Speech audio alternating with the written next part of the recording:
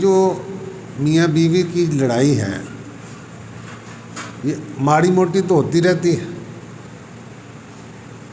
بعض اوقات بندہ غصے میں آتا ہے اور یک دم اس کو 3 طلاقیں دے دیتا ہے. ایک لفظ سے ایک دفعہ اس کو 3 طلاقیں دیتا ہے. پھر ہمارے پاس آتے ہیں کہیں کوئی حل کر دو، کوئی راہ نکال دو. میں نے کہ راستے آپ بند کر کے آتے ہیں، ہم راستہ کیسے نکال دیں؟ اگر تو آپ دیکھیں نا کہ یہ اس طلاق کو کہا گیا ہے کہ ابغض الحلال، جائز چیزوں میں سب سے بری. ابغض الحلال کا کیا مطلب ہے؟ جائز چیزوں میں سب سے بری ہے. تو شریعت کے مطابق بندہ طلاق بھی دے تو اس میں راستے ہوتے ہیں. شریعت سے ہٹ کر دے گا تو راستے بند کر کے آئے گا، تو پھر ہم راستے نہیں نکال سکتے، تو پھر کسی اور سے فتویٰ لے کر ساری زندگی حرام کاری کرتے رہتے ہیں. چلو میں بتا ہی دیتا ہوں. اگر کسی صورت میں نبتی نہ ہو، طلاق دینا ہی چاہے، تو ایک تو یہ ہے کہ حیض کی حالت میں طلاق دینا حرام ہے. ہمارے یہاں تو کوئی دیکھتا ہے کہ یہ کیسے ہے کیسے، مگر دے گا تو ہو جائے گی. حالت حیض میں طلاق دینا حرام ہے. گناہ گار ہے طلاق دینے والا، مگر دے گا تو طلاق واقعہ ہو جائے گی. تو طلاق کا سب سے اعلیٰ طریقہ، خدا نخواستہ اگر ضرورت پڑی جائے تو جن دنوں میں، اور دیکھو تفصیل بھی یہ ہے کہ طلاق دینی ہے طور میں.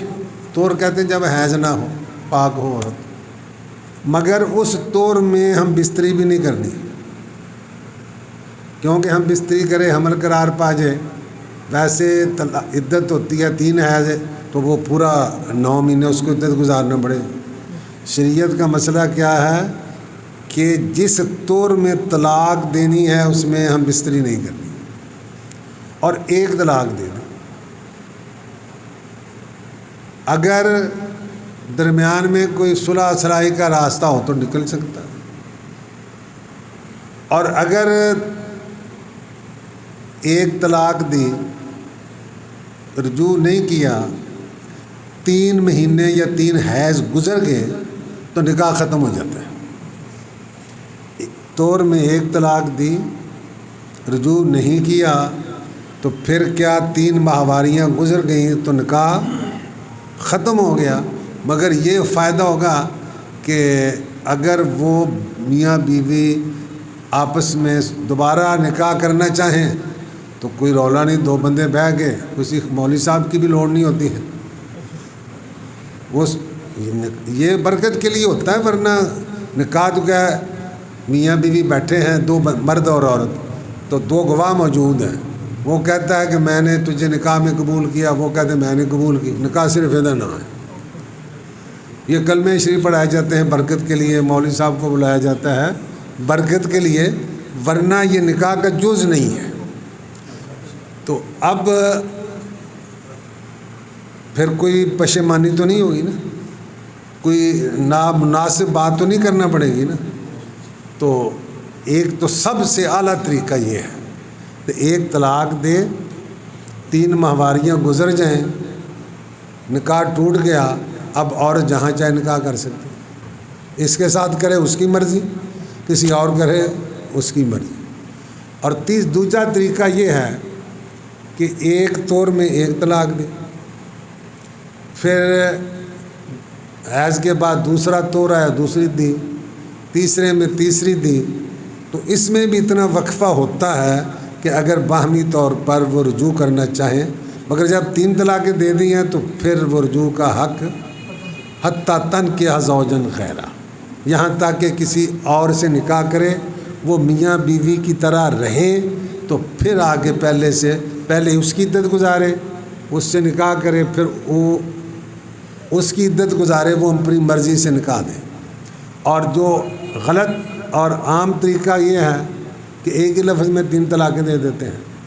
تو طلاق تو ہو جاتی ہے. ایسا کرنا گناہ ہے. جیسے حیض میں طلاق دینا گناہ ہے مگر طلاق ہو جاتی. ایک لفظ سے 3 طلاقیں دینا گناہ ہے مگر طلاق ہو جائے گی. پر ایک گولی مار کے بندے نے مار دی یا 3 گولیاں مار کے بندہ مار گیا.